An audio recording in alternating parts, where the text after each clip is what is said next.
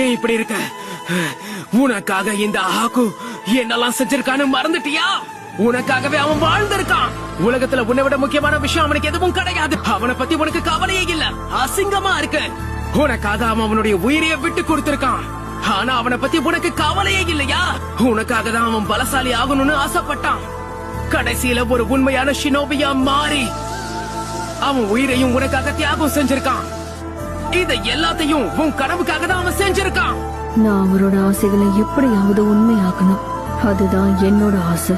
வாழ்க்கையில அவனுக்கு எந்த ஒரு ஆசையும் இருந்தது கிடையாது. உன்னை பத்தி மட்டும்தான் யோசிச்சான். நான் சந்தோஷமா இருந்தேன். ஆனா இப்ப அவன் உயிரை விட்டதுக்கு அப்புறமும் நீ அவனை மதிக்கவே இல்ல. அவனை ஆயுதமா தான் பாத்திருக்க. இப்படி ஒரு வாழ்க்கைய வாழணுமா? நீ பண்றது தப்பு. நீ ரொம்ப அதிகமா பேசுற.